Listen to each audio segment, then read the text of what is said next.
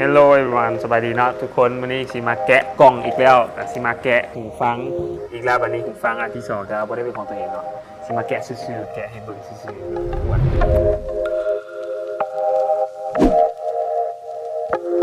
อันนี้เป็น Sony รุ่นแมนWH-CH 700N เนาะตัว N ทั้งหลังนี่มัน noise cancellation เนาะก็คือมีอันกันเสียงรบกวนนี่มีอยู่นี่เขียนบอกอยู่นี่เดี๋ยวสิลองไขมันเนาะเพราะว่าอย่างนี่บันไขมันอยู่นี่โอเพนเนาะคาสกอต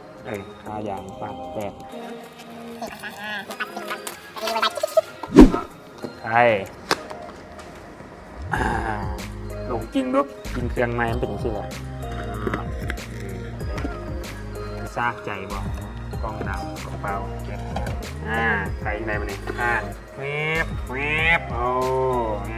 สีดำblack system black edition นั่นเอง so we got the application Sony Headphone Connect we have to download this application and we got this baby oh smooth as a baby ass ม่วนดีเนาะผมมีกลับอย่างนั้นเนาะก็พลิกได้เลยกับฟังซ้ายขวา left and right เนี่ยหูดีคล้ายๆทรงดีไซน์คล้ายๆนะเซนไฮเซอร์ที่ซื้อไปก่อนนะก็พลิกไปพลิกมากันแต่ตัวนี้เป็นของ Sony เคลมว่าแบตเตอรี่35ชั่วโมงว่าสั้นตุนก็คงมีไฮเซอร์อยู่ได้เรื่องเสียงบ่ได้เทสเนาะพวกโมเสเทสบอเดี๋ยวลองฟังมันก็ได้มันมี NFC อยู่ต่อง่ายดีลองดูนะเวลาต่อ NFC เนาะง่ายๆกับมีแต่เปิดเครื่อง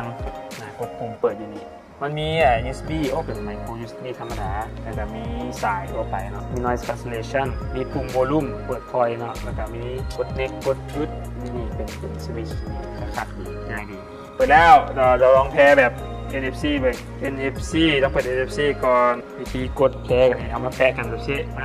บาทหนึ่งน้องไปถาม connect บอกโอเค pairing เนาะเรียบร้อย connect แล้วเดี๋ยวสิลองฟังเพลงเบิ่งก่อนเด้อเดี๋ยวเปิดเพลงรอพอมีอยู่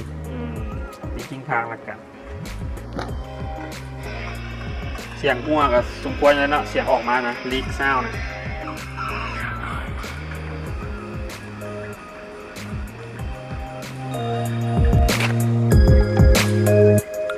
ลองเปลี่ยนแนวเบิ่งลองอันนี้เป็นเบสเบิ่งมีบอกว่าเป็นเบสบอมีเว้ยชิลองอัน noise cancellation มันเป็นว่ามันกันเสียงได้ดีป่ะปุ่มอะไรวะปุ่มนี้ลองเบิ่งก็ได้ยังได้ยินเสียงข้างนอกอยู่ก็คือตัวนี้เซนเซอร์ค่อนข้างเงียบอันนี้เงียบเลยมิดเลยนี่ตัวนี้มันยังมีเสียงเข่าอยู่อีกอย่างนึงตัวหุ้มหูมันก็บ่ได้หุ้มแบบชนิดอะไรนั่นแหละมันบ่ได้แจบอะไรประมาณนั้นราคาถูกกว่านี่ครึ่งจ่ายครึ่งเนาะการที่ซื้อประมาณตามราคาก็จะว่าเสียงดีดังดีแล้วก็ตัวแผ่นนั้นแต่ฟรัมมันก็ใหญ่เนาะใหญ่ทุกคนกระดังเบสบ่ได้เน้นไปเลยเนาะเสียงกลางๆในกล้องก็จะมีอันนี้คู่มือแล้วก็สายแจ็คสำหรับโตแบบ USB กับแบบสายธรรมดา35ก็ที่ประมาณนี้สำหรับหูฟัง Sony ตัวนี้เราสามารถชอบซื้อได้เป็นราคาอาจจะถึกนะตัวนี้เป็นรุ่นที่โปรแพง